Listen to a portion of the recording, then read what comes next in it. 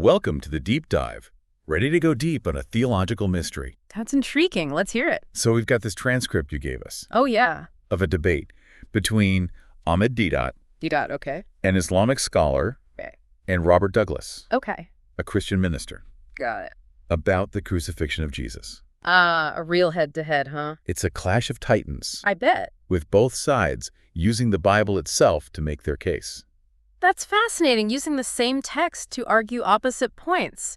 So we've got Deedat saying the Bible actually backs up the Islamic view that Jesus wasn't crucified. Right. And then we've got Douglas insisting that Deedat is taking things out of context and misinterpreting what the text really means. So it's like a biblical detective story then. Absolutely. You've got to examine the evidence Yes. from both sides. Like verse by verse. To see if we can figure out what really happened to Jesus. That's at the mission. Where do we even begin with a debate this complex? Well, Deedat lays out his foundation right at the start.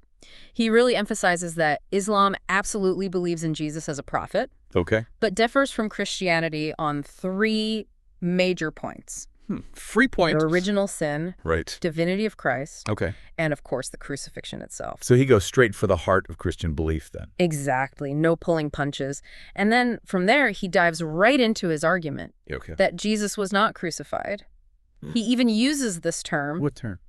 crucifixation, Crucifixion. to highlight this idea that Jesus may have been put on the cross but didn't actually die. Okay, I am intrigued. Right.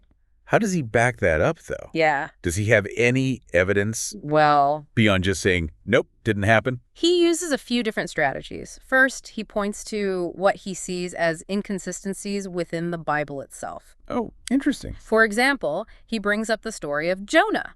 Jonah and the whale. Exactly, who spent 3 days and nights inside a giant fish. Oh, right. And, of course, Jesus compares himself to Jonah. He does. Okay. So Deedat uses this comparison Okay. to challenge the traditional timeline of Jesus' death and resurrection. So how does that work? He points to the timeline of Good Friday, Okay. arguing that based on when Jesus was supposedly crucified and placed in the tomb, it wouldn't have been a full 3 days and nights. Ah, I see. So he's saying that, like, there's not enough time. Exactly. He's using the Bible's own words to raise questions about a key element of Christian belief. It's a pretty bold move. Yeah. Using the Bible to argue against the crucifixion. Bold indeed. What else does he bring up? He also points to the post-crucifixion appearances. To the disciples. Yeah. Okay. Deedat argues that their surprise When they saw him. implies that they truly believed that he was dead. Hmm. This reaction, he claims, supports the idea that Jesus somehow escaped crucifixion. But wouldn't they be surprised to see anyone who they thought was dead, That's a good point. regardless of whether it was resurrection or a miraculous escape? Hmm. I'm not sure that proves much. That's a good point. And it really highlights how this debate often hinges on interpretation. Oh, yeah. Douglas, for example, argues that the disciples were terrified Okay. because they didn't anticipate a resurrection at all. They just thought death was the end. Full stop. Okay. So they were stuck in a very earthly understanding of death, Ah. not yet grasping this possibility of something beyond. Okay. And so that makes their fear a bit more understandable. That does. And this difference in interpretation Yeah. highlights a key tension in the debate. What constitutes death? Ah, that's a big question. A big one. Diddley introduces this idea of spiritual death versus physical death, Okay. arguing that what happened to Jesus on the cross was a spiritual separation from God, Okay. not an actual physical death. Wait, can you unpack that a bit? What does spiritual death even mean? Sure. I feel like that could get pretty abstract It can. and confusing. Think of it like a Wi-Fi connection. Sin disrupts our connection with God, Ah. causing spiritual death. Like losing the signal. Exactly. Douglas, on the other hand, insists that Jesus experienced both physical and spiritual death on the cross.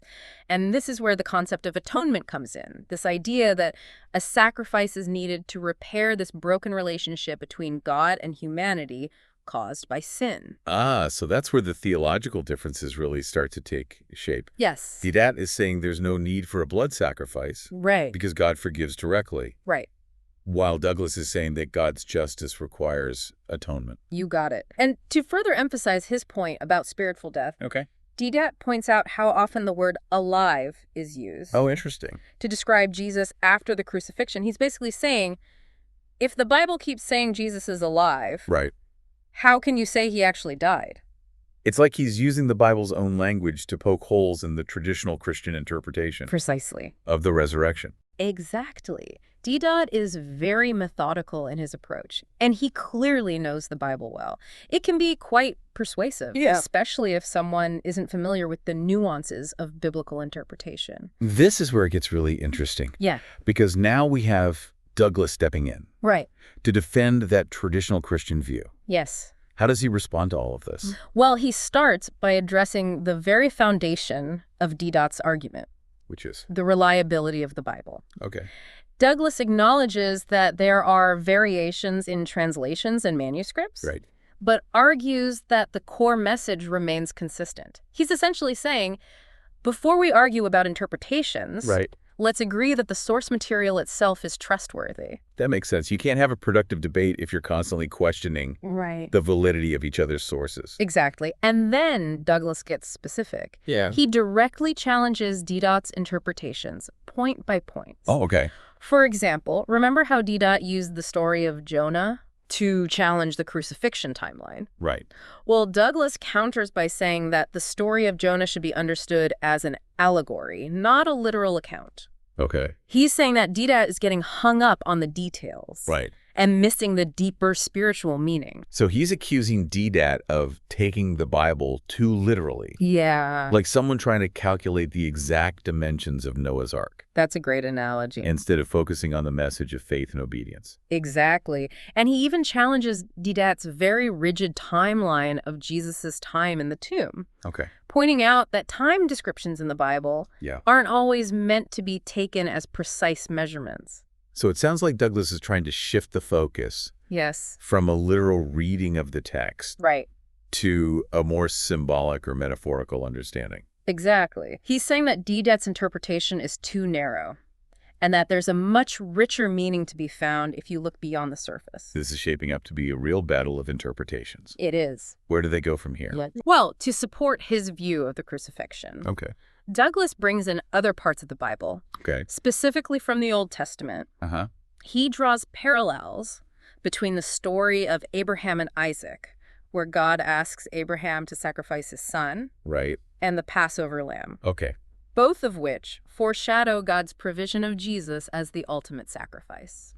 So he's connecting Jesus to existing Jewish tradition, Yes. showing that the idea of a sacrificial death wasn't something new Right. or out of place. Exactly. He's building a case for the crucifixion being part of a larger divine plan, something that was hinted at throughout Jewish history. And let's not forget, all those times Jesus predicted his own death and resurrection. Oh. Douglas reminds us of these prophecies, Yes. suggesting that the disciples shouldn't have been so surprised by the events. He raises a good point. Yeah, If Jesus repeatedly told his followers that he was going to die right. and come back to life. Their surprise starts to seem less like evidence of a faked crucifixion Right. and more like a simple failure to comprehend what Jesus was saying.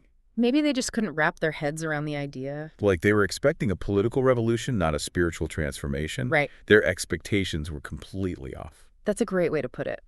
And Douglas doesn't stop there. He goes on to frame Jesus' death as an act of honor, Okay. an act that restores God's honor, which was offended by human sin. So instead of seeing the crucifixion as a defeat, Yes, he's portraying it as a victory, a triumph over sin and death. precisely. And this ties into the idea of atonement that we talked about earlier. Right. Douglas is emphasizing the idea that sin isn't just a mistake, it's a violation of God's inherent holiness. Okay. It's an offense that requires a sacrifice to make things right.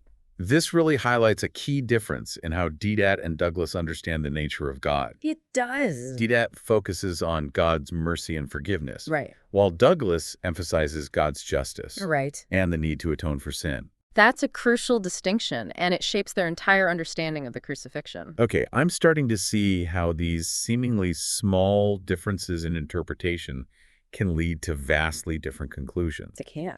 But what about the fact that Jesus never explicitly said, "I am God"? Right. Deedat really hammers on that point. He does, and Douglas acknowledges it. It does. He says that while Jesus might not have uttered those exact words, he implied his divinity in other ways, Oh, how so? especially through those I am statements in the Gospel of John. Okay. Many Christians see these statements as a direct connection to God's self-revelation in the Old Testament. So it's a matter of implication versus outright declaration. Right. Deedat wants a clear-cut statement, Yes, while Douglas argues that Jesus' actions and teachings speak for themselves. exactly. It's like a theological game of show, don't tell. I like that. It's a battle of interpretations with each side drawing on different evidence to support their claims. It makes me wonder how much of this debate is about the historical events themselves, and how much is about faith and interpretation. That's an excellent question, and it's something we'll continue to explore as we dig deeper into their arguments. So let's dig deeper into the specifics. Deedat, he really hones in on particular moments in the biblical narrative, trying to find cracks in the traditional Christian view of the crucifixion. For instance, remember how he brings up the disciples' terror when they first encounter Jesus after the crucifixion? Yeah, when they see him. He uses that to argue they were seeing a ghost. Yeah. Right? Like reinforcing his claim that Jesus didn't actually die on the cross. Exactly. But Douglas, he counters with a different interpretation. He argues that their fear wasn't about encountering a ghost, but rather a profound shock at witnessing something they believed to be impossible: resurrection. It's like they were seeing the laws of nature overturned right before their eyes. That does make their terror seem a bit more understandable, maybe even a kind of awe mixed with fear. Like, wait, is this really happening? What does this even mean? Precisely. It just shows how easily the same event can be interpreted in completely different ways depending on your underlying beliefs about what's possible. And Deedat doesn't stop there. He brings up other post-crucifixion details that he finds suspicious. He points to Jesus telling the disciples to touch his wounds. Oh, right. And even eat with him. He's saying a resurrected being wouldn't have physical wounds or need to eat. Like, shouldn't Jesus be floating around in a white robe, not snacking on bread and fish? Exactly. Deedat uses these details to emphasize that the resurrected Jesus was, in his words, flesh and blood, Okay. implying that this contradicts the Christian idea of a spiritual resurrected body. It's like he's saying, look, if Jesus was truly resurrected, he wouldn't be walking around with holes in his hands, would he? It's a pretty provocative point. How does Douglas counter that? Well, Douglas argues that Deedat is misinterpreting the meaning of a spiritual body. He's not saying that a spiritual body is completely immaterial or ghost-like. Instead, he suggests that it can still have physical properties, that there's not necessarily a strict dichotomy between the physical and the spiritual realms. So it's not a case of either physical or spiritual, but possibly a combination of both. Right. That's a pretty nuanced concept. It makes me wonder how much of this debate hinges on different understandings of what spiritual even means. That's a great observation, and it really highlights the challenge of having a debate when even fundamental terms like spiritual have such different meanings for each side. And this tension continues to play out as we move through their arguments. Deedat then goes back to the crucifixion account itself, highlighting specific passages that he believes undermine the traditional Christian interpretation. Like when Jesus cries out on the cross, my God, why hast thou forsaken me?" Deedat seems to interpret that as Jesus feeling abandoned by God, not necessarily as a cry of pain or a sign of impending death. Exactly. He uses that cry to suggest that Jesus was experiencing a spiritual separation from God, which he equates with the biblical concept of death that we talked about earlier. It's like he's saying Jesus was experiencing a metaphorical death, a separation from the divine, not a literal physical one. So Deedat is really zeroing in on the language, trying to show that the words themselves can be interpreted in a way that supports his view. He's a master of using the Bible's own words to challenge traditional Christian interpretations.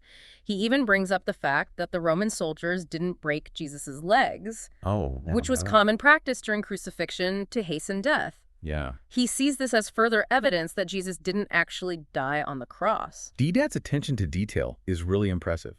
It's like a lawyer building a case, carefully presenting each piece of evidence to support his argument. But I'm sure Douglas has counter-arguments for all of this. You're absolutely right. Douglas doesn't simply sit back and let Deedat redefine the crucifixion. He has a rebuttal for each point. He argues that not breaking Jesus's legs was actually a fulfillment of prophecy, Okay. not evidence that Jesus didn't die. He also points out that the Bible uses the word alive repeatedly when describing Jesus after the crucifixion. That's interesting. Deedat uses that same word alive to argue that Jesus never died in the first place. Exactly. And it highlights a crucial point: the power of interpretation. Douglas argues that the word alive is evidence of the resurrection, that the Bible is very clear that Jesus died and was then brought back to life. It's fascinating how two people can look at the same word and draw such opposite conclusions. It's like they're speaking different languages, even though they're both quoting from the same book. Their underlying assumptions about God, death, and the nature of reality are so different that even a simple word like alive takes on completely opposite meanings. That's a great way to put it. And this clash of interpretations, it extends beyond individual words and phrases. They even debate the very language used to describe the crucifixion itself. I mean, Deedat's term, crucifixion. Exactly. He points out that there isn't a word in English to describe someone being put on a cross, but not dying. Okay. He's highlighting a gap in our language, suggesting that it reflects a bias in how we typically understand the crucifixion. So he's introducing a new term to challenge the dominant narrative, to open up the possibility of a different understanding of what happened to Jesus. That's a clever rhetorical move. He's not just arguing about interpretations, he's actually trying to change the language we use to talk about the event itself. But of course, Douglas isn't going to let that slide. He counters by asking a very simple question. If Jesus survived the crucifixion, why would the disciples go around preaching that he had died? That is a good question. If this was all a hoax, why would they risk their lives for something they knew wasn't true? Exactly. Douglas is raising a point about motivation. He's essentially saying, if the crucifixion was faked, what did the disciples gain by promoting this lie? Wouldn't they have been better off just going back to their fishing boats and keeping quiet?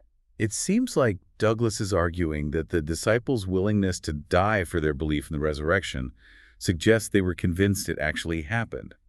They weren't cynical con artists. They were true believers. That's a strong point. And it highlights a crucial difference between Deedat and Douglas, their starting points.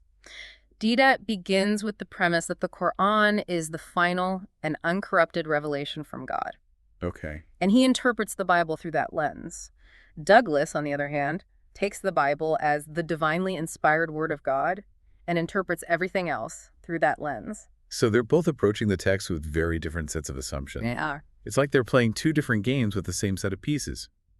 No wonder they reach such different conclusions. It seems like their entire understanding of the crucifixion flows from these fundamental starting points. Absolutely. And this difference in perspective, it also influences how they interpret the very concepts of sin and salvation. That makes sense. Mm-hmm. Let's dive into that next. How do Deedat and Douglas approach these core theological concepts? Okay, so we've got these two very different interpretations of the crucifixion itself, but how does that play out when we talk about sin and salvation? I feel like those are some pretty weighty theological topics. They really are, and that's where the rubber hits the road in this debate. Deedat, he emphasizes the Islamic belief that God is merciful and forgives sins directly. He even quotes Isaiah from the Bible. I forgive sins for my own sake, and I will not remember your sins.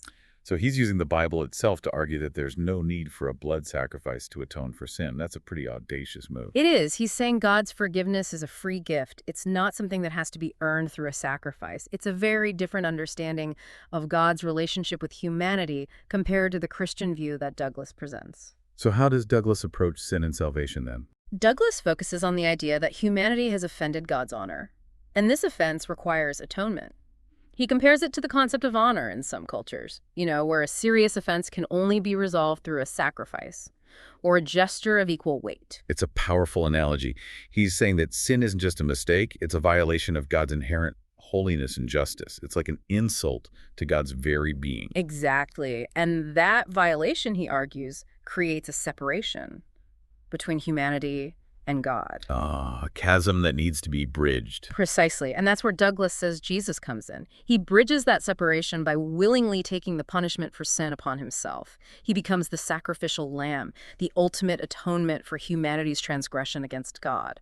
So in the Christian view, Jesus' death isn't just a tragic event. It's a deliberate act of love and sacrifice. It's meant to repair that broken relationship between humanity and God. Exactly. And Douglas ties this back to the idea that God is both just and merciful.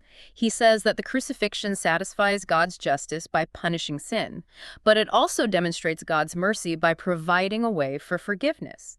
He argues that you need both attributes for a complete understanding of God's nature. It's like a cosmic balancing act, isn't it? Justice and mercy working together to restore harmony. That's a great way to put it. But this leads to the biggest point of contention in the whole debate, the divinity of Christ. Right.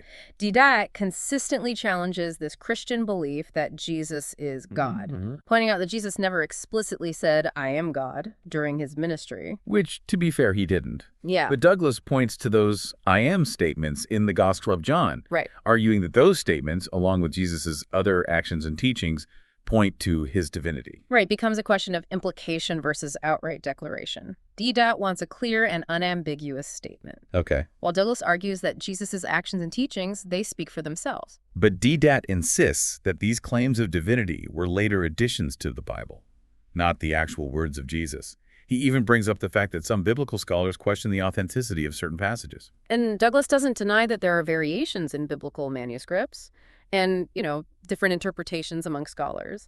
But he argues that those variations don't change the core message, that Jesus was crucified, died, and rose from the dead. So he's basically saying that while there might be some debate about the finer points, the essential truth of a crucifixion and resurrection remains intact. Exactly. He argues that questioning the authenticity of certain passages is a slippery slope. That could lead to questioning the entire Bible and, by extension, God's ability to preserve his word. Wow, this has been an intense deep dive. Both Deedat and Douglas present really compelling arguments, drawing on their deep knowledge of Scripture and their own theological frameworks. It's a fascinating glimpse into how two different faith traditions can view the same historical figure in such radically different ways. It really is. What stands out to you from this discussion? For me, it's the realization that even within religions that share a common figure, like Jesus, the interpretations of his life, death, and significance can be incredibly diverse. It really highlights the complexities of interfaith dialogue and the importance of understanding different perspectives. Absolutely. And it underscores the fact that religious texts, even those considered divinely inspired, are open to interpretation. The same passage can be read in very different ways depending on one's pre-existing beliefs and worldview. This debate doesn't offer a simple answer to the question, was Jesus crucified?